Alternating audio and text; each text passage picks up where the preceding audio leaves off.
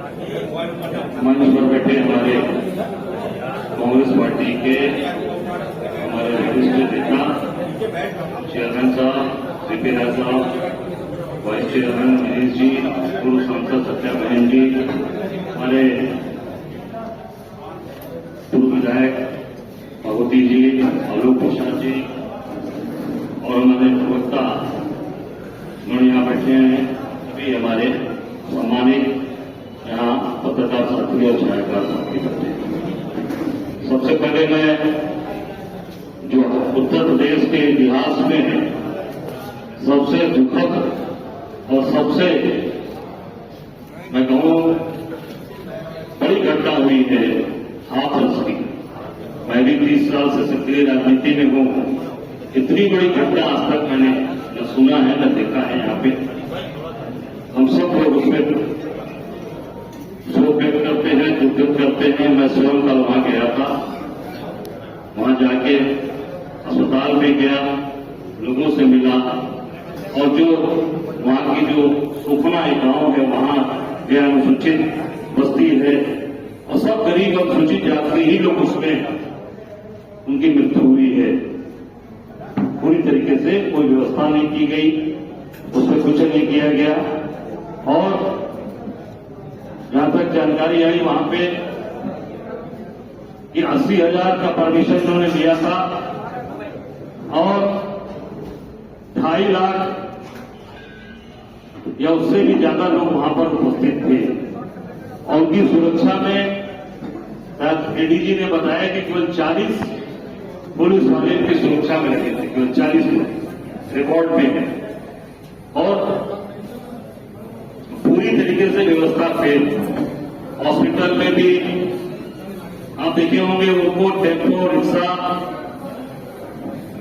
में भरकर ले जाया गया, एम्बुलेंस की कोई व्यवस्था नहीं की गई और जिलाधिकारी को उसकी जानकारी तक नहीं थी कि कार्यक्रम कैसे हो रहा और कैसे उसको परमिशन दी गई, क्या कुछ नहीं बता पाए।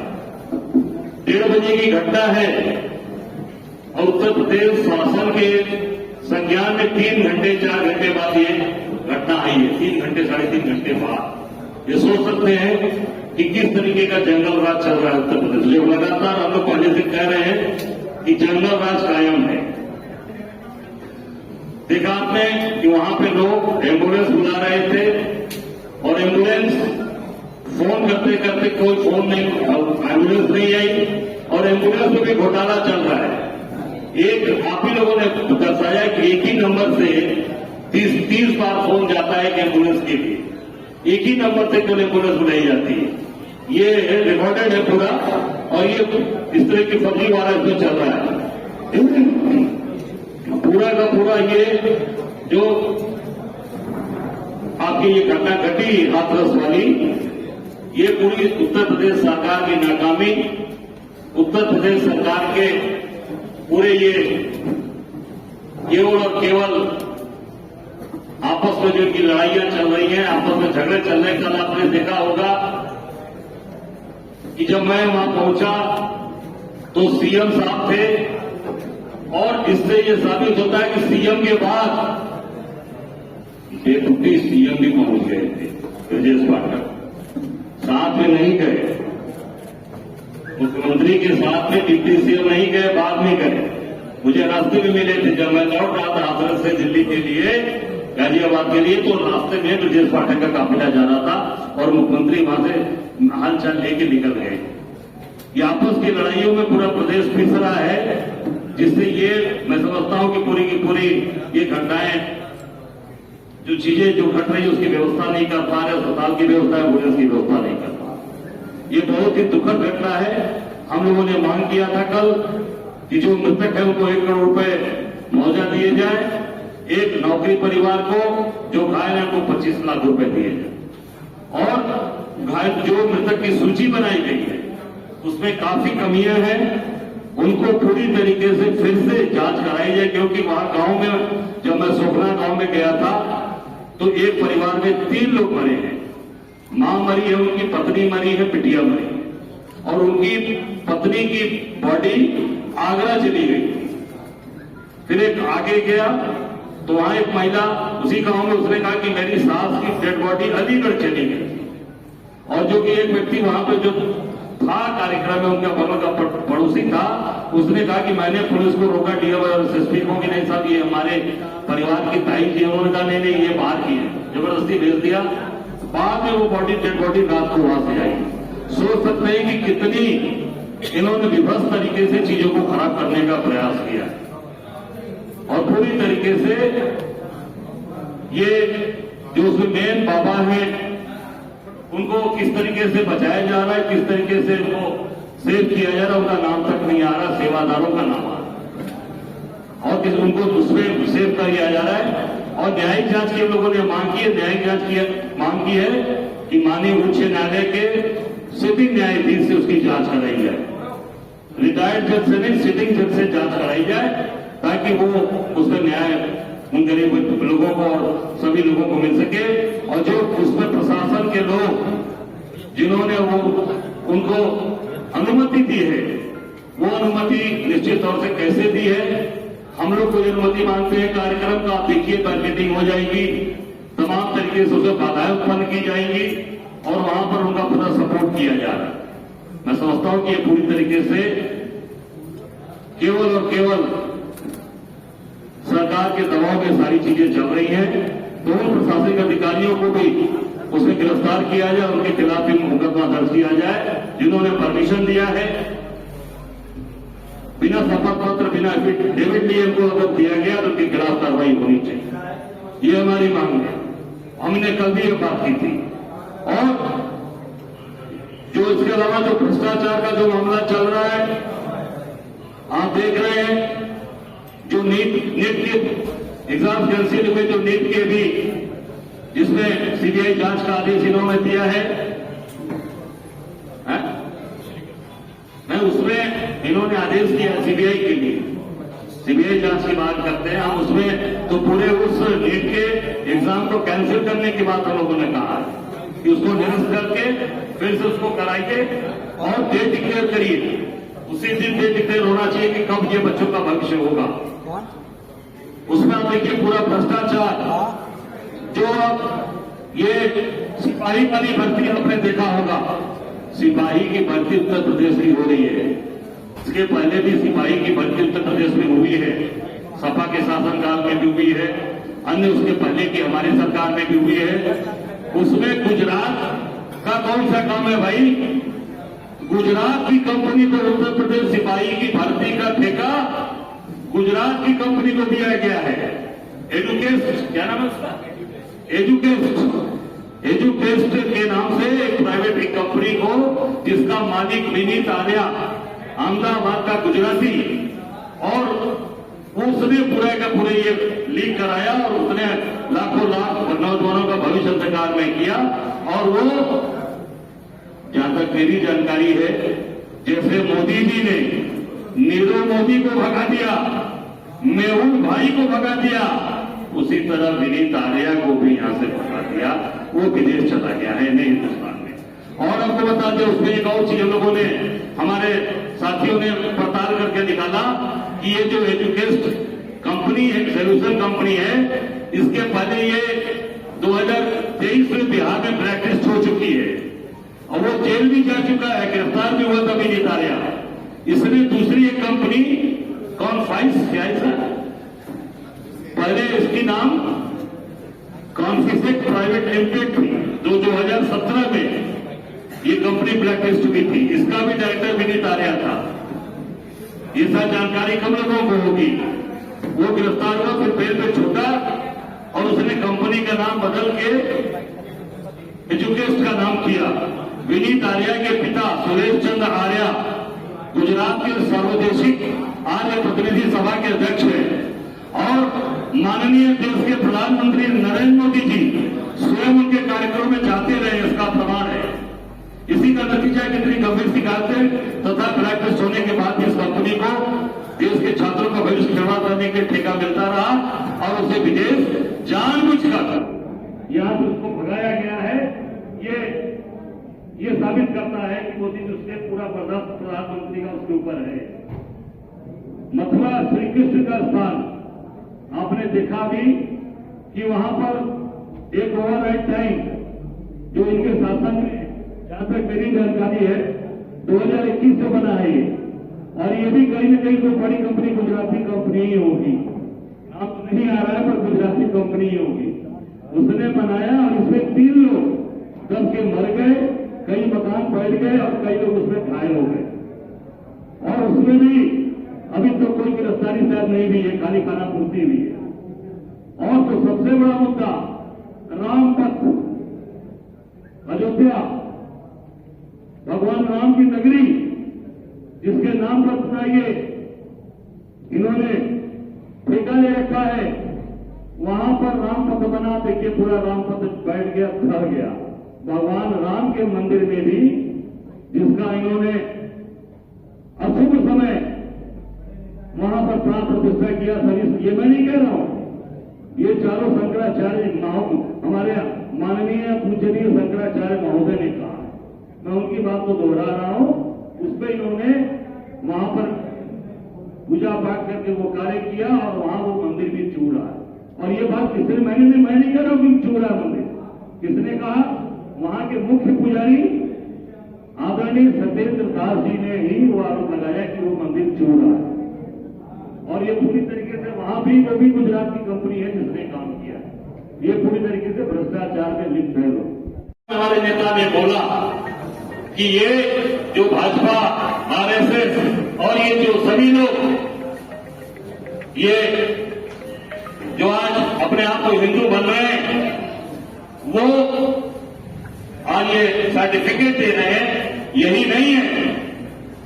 आज जो सनातन व्यक्ति है, जो आज धर्म में विश्वास करता है, और कहीं जो उन्होंने कहा कि निश्चित तौर से हिंदू हिंसक नहीं होता। हम सब लोग सर्वधर्म भाव की बात करते हैं, सबको साथ लेकर चलते हैं, जियो और जीने दो विश्वास करते हैं। अब हम आप देखिए उनके गर्मियों के दिन में जहां भी चक्की चौराहे पर आप जाएंगे, पीने की पानी की व्यवस्था, हौसला चलाना, प्याऊ चलाना, ये तमाम ऐसे मतलब एक साधारण आदमी इस तरह से करते भी। कोरोना काल आपने देखा, सभी लोगों ने मिलकर काम किया। तो मैं समझता हूं कि ये जो केवल और केवल जो बड़ी बात करके इन्होंने आज हमारे नेता को बदनाम करने का भी काम किया, तमाम छोटे छोटे वीडियोस काट के चलाए, पर जो उनके जो मुख्य भाषण थे उसको लोकसभा अध्यक्ष ने स्पंज भी कराया, पर स्पंज करने से नहीं होगा। अब राहुल गांधी जी हिंदुस्तान की जनता के दिल में बैठ गए हैं, वहां से स्पंज कैसे कराओगे? वहां से स्पंज कराने का कोई रास्ता है क्या? वो रास्ता खत्म हो गया। राहुल गांधी हिंदुस्तान की जनता, आम जनमानस की आवाज बन गए। राहुल गांधी आम जनता को पसंद करती है, और निश्चित तौर से जो उन्होंने बड़ी बड़ी बात कही थी कि आज जो बड़ी बात दिखाकर कि 400 पार, 80 में 80, बनारस में 10 लाख पार, 10 लाख पार करेंगे, बीकानेर पदवी 5 लाख पार।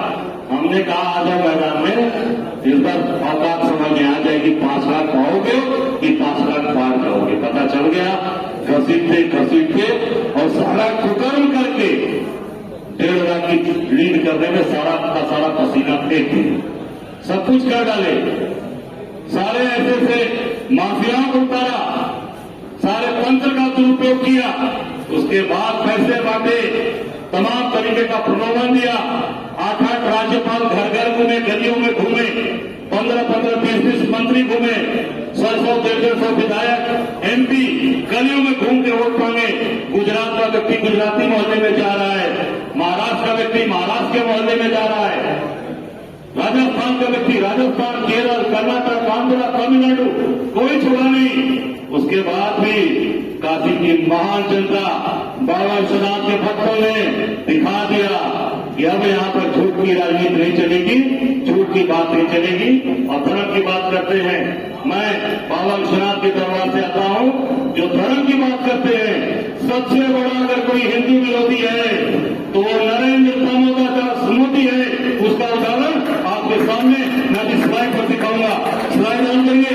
जिस तरीके से बाबा के दरबार में, बाबा विश्वनाथ के दरबार में विश्वनाथ मंदिर को तोड़कर इन्होंने अच्छा वोट तोड़ा, शनि भगवान का मंदिर तोड़ा, अब ये देखिए रात को लाइट बंद करके ये सारे मंदिर तोड़े जा रहे हैं। आप देखिए इसको, ये बाबा का दरबार, काशी विश्वनाथ का दरबार। सर जी बैठ जाओ, फरीद बैठ जाइए।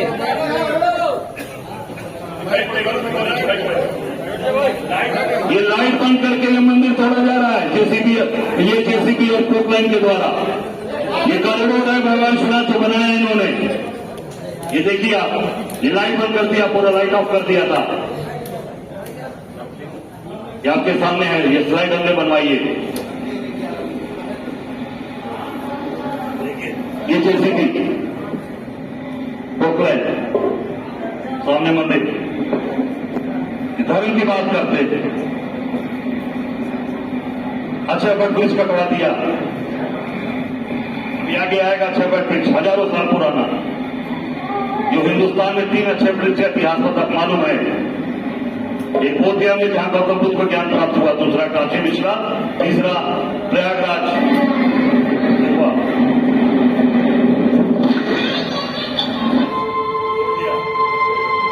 ये मंदिर गंगा मैया के किनारे,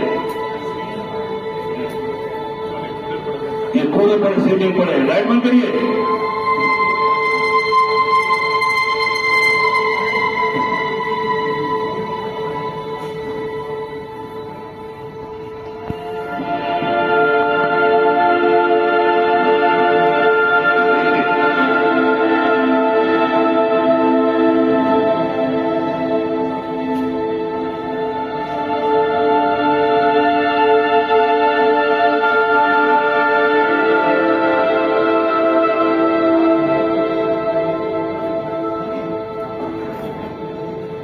ये देखिए नंदी, अंदर महादेव है। बैठो बैठो।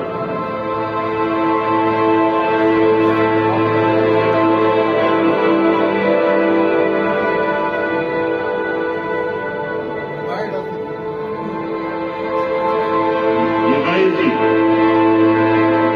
अच्छा बट वृक्ष, ये देखिए काट कर गिरा दिया गया। ये गाड़ियों पर लग रहा है, ये गाड़ी नरेंद्र मोदी के प्रधानमंत्री बने और इन्होंने काशी में जाकर के विश्वनाथ 150 मंदिरों को तोड़ दिया। उन मंदिरों में कई मंदिर पौराणिक है, जिनका पुराण कई मंदिर बहुत सारे 1000 साल, 500 साल, 800 साल पुराने, और उनमें पूजा अर्चना हो रही है, बड़ी श्रद्धा थी लोगों। तो इन्होंने वहां विस्तार करने के लिए और सुविधा बनाने के लिए सबको तोड़ करके और मंदिर में फेंकना शुरू कर दिया।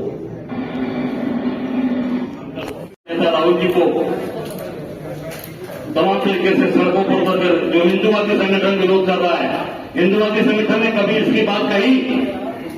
क्योंकि इन्हीं के द्वारा पोषित, इन्हीं के द्वारा पालने वाले लोग हैं। अच्छा बट वृक्ष जिस ट्रक में लग रहा था, उस गाड़ी का नंबर आपने देखा? फिर से चला तो अच्छा वृक्ष वाला, अच्छा बट वृक्ष जिस गाड़ी पर लग रहा था उसको आगे बढ़ा के उस पर रुकिए, स्टॉप करिए आप, ताकि ये बात सुने ना। ये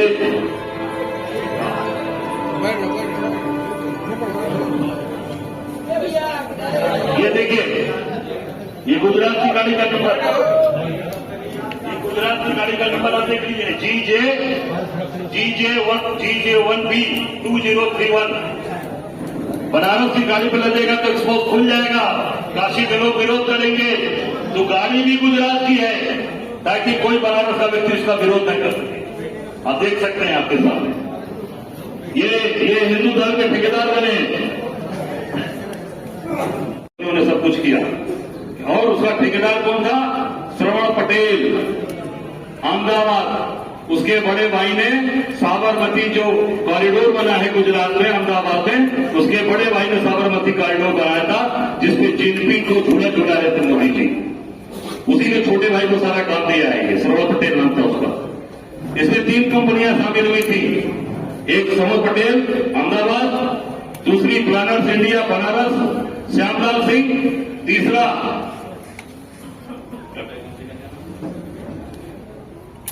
टाटा की कंपनी जो टाटा के द्वारा संचालित होती है, शाहजी पूरन जी, वो कंपनी है। 3 कंपनियों को था और उसमें जानबूझकर बिट कम दिलवाकर श्रवण पटेल की अहमदाबाद की कंपनी को दिलवाया, इसलिए कि जो मंदिर टूटेंगे, जो 6 फुट ब्रिज काटा जाएगा, वो बात आम जनता के बीच में नहीं जाएगी। और ट्रक में लादने वाला, ड्राइवर भी लाद, जो गाड़ी चलाने वाला, वो भी गुजरात से लेकर आए। आप देख सकते हैं, आपके सामने मैंने प्रमाण दिया। तो ये सबसे बड़े हिंदू विरोधी कौन है? ये लोग। और ये हिंदुत्व का हमको सर्टिफिकेट देते हैं। निश्चित तौर से आज जो एक वातावरण बना है, चाहे वो नीट की परीक्षा का हो, राम मंदिर का हो, बाबा विश्वनाथ के दरबार, जहां भी आप देखेंगे, हर जगह इतनी बड़ी घटना घटी हाथरस में। अभी तक वहां पर जो 2 लाख रुपए उन्होंने दिया, 2 लाख रुपए में आप सब लोग यहाँ सभी लोग हैं, 2 लाख रुपए में किसी मृतक के परिवार का कम खर्च चलेगा? केंद्र सरकार 2 लाख देगी, 2 लाख ये देगी, ऐसे खर्च चलेगा? अपनी बिटिया की शादी करने जाएगा, छोटी सी जगह देगा, तो उसमें बेचारा वो कर्ज में हो जाएगा। छोटा सा गाड़ी एक देगा, तो गाड़ी मोटरसाइकिल के दाम 1 लाख से ऊपर हो गए। जो 60 लाख की गाड़ी हमारे से बेचती थी कांग्रेस गवर्नमेंट में, वो 1 लाख से ऊपर हो गई है। आप सोच सकते हैं क्या स्थिति चल रही, कितने असंवेदनशील लोग हैं। तो यही बात आप सबके बीच में मुझे रखनी थी, और जो हम लोगों ने आप सबके बीच में रखा है। बहुत बहुत धन्यवाद। कोई सवाल पूछ सकते हैं?